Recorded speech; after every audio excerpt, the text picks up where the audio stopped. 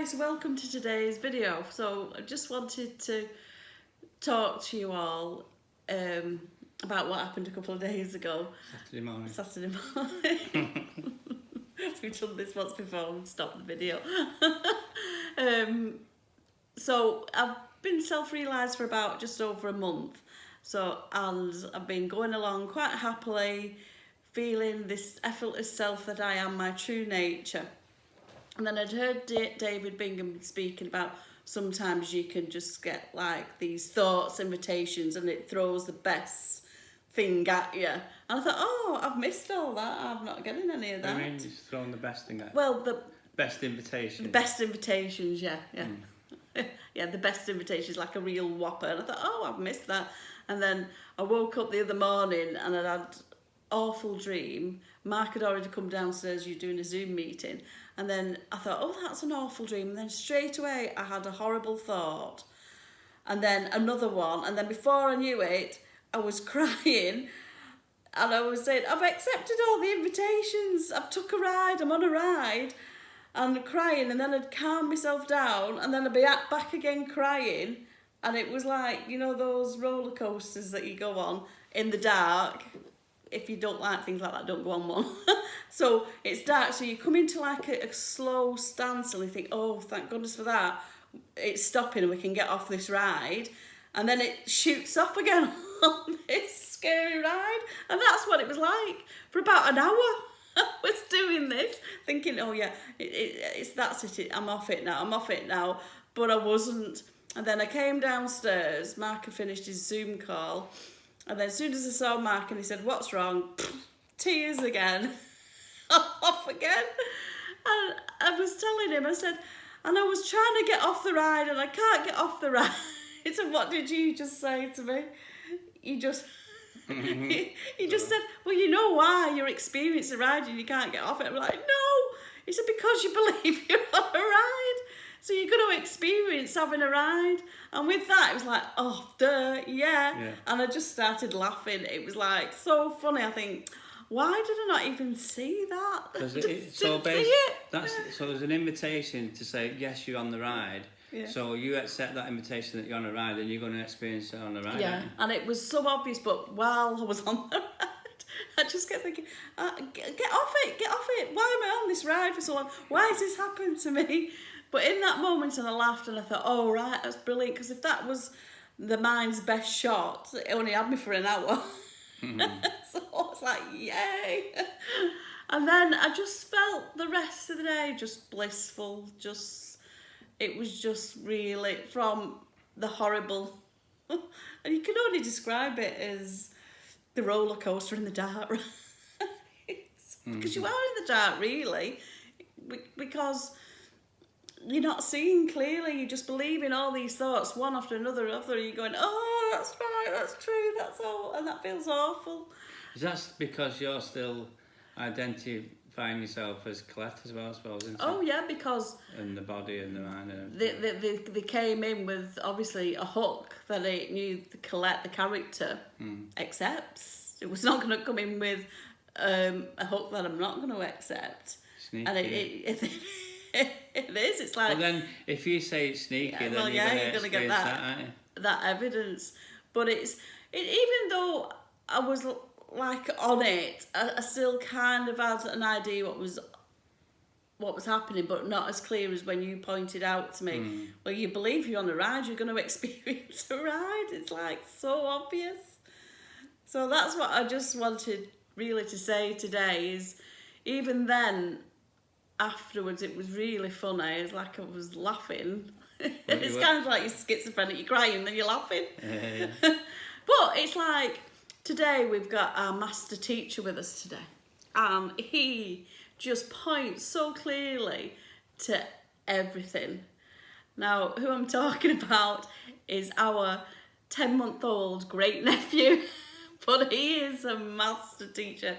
The things that he does. I mean, he's not even talking yet. So that shows you don't need speech or mind.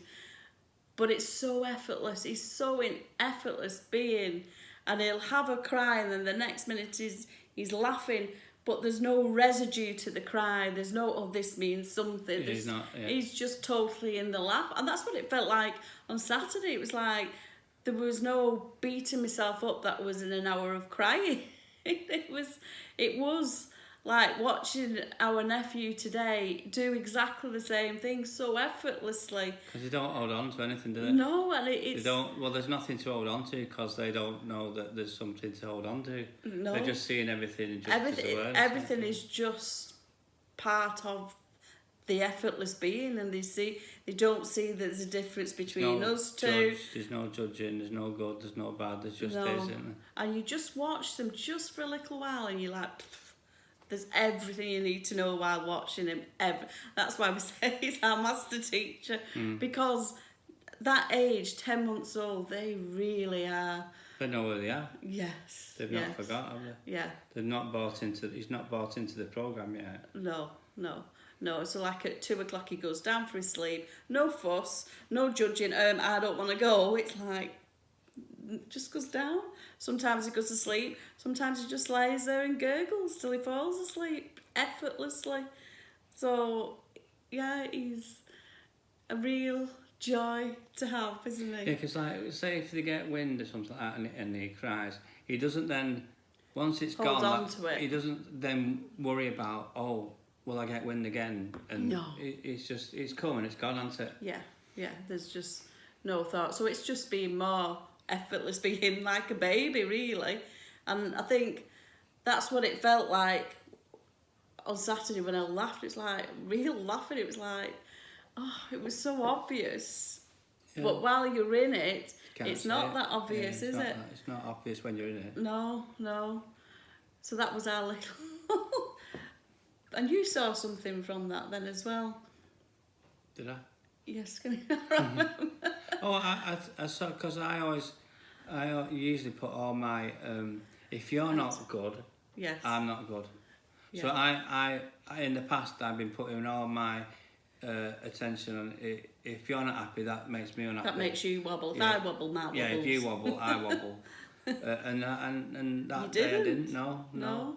You were really good. In fact, you were just like... Because what I'm doing is I'm putting my happiness on outside of me. Yeah, which so doesn't that exist. No, and I can see that more, Yeah, so you could see clearly because you were on stable ground, so you saw there was nothing to get upset about. But in the past... Thing is, it's always easy to see it in someone else than it is for yourself. But then, like David said, it's a mirror, isn't it? So Yeah. what you're seeing is for you to say, but I can always spot where everyone else is doing it. But I can't spot what I'm doing. Well, you can spot it because you're in the clearness. Yeah. But it's not easy to spot when you're like... It's like the snow globe. If you're in the snow globe and it's all fuzzy all around you, it's very hard to see clearly.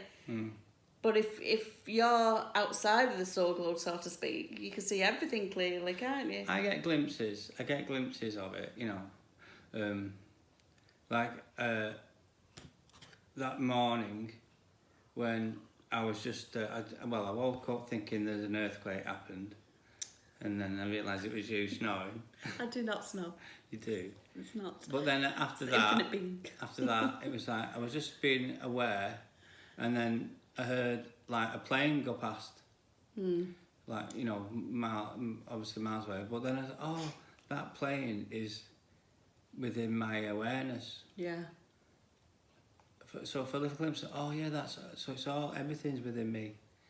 And then I don't know, something happened, and I was back to Mac again. Yeah, because it is, you have...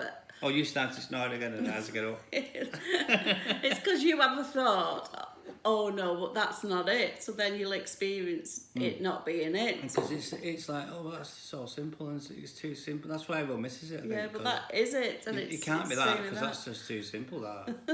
But it is, it's keep staying with that now, and which you do. I mean, that's proof on Saturday that you didn't wobble when I was wobbling. And as well, because in the past I'm not a person who cries. The character Colette had big thinking about if you cry, it's a sign of weakness. Not that I'd see a weakness in anyone else crying, just Colette. And so when I did cry, very rare occasions, Mark would think, character Mark would think, oh gosh, this is something really big, because Colette never cries, so it must be really, really big. So, but you didn't fall for that because you knew that that was never the truth. So that was a big thing for you too. I don't know what I thought. I just... Well, you didn't wobble. No, I didn't wobble. No, I don't know. Yeah. So that's just our little video for today. Mm-hmm. So I hope it's helped someone. Yeah, because anyway. that's the only reason we're doing it. Aren't we? It is. It's We're not saying that we know anything more than anyone else. So No. we're just doing is coming from what we see, and Yeah. I you know, even though I know by saying I'm not there yet, that's obviously setting it up that you're not, but we're just telling our story, aren't we? So maybe someone might say something. Yeah, and it might help someone. Yeah. That's it. Okay. Bye. Bye.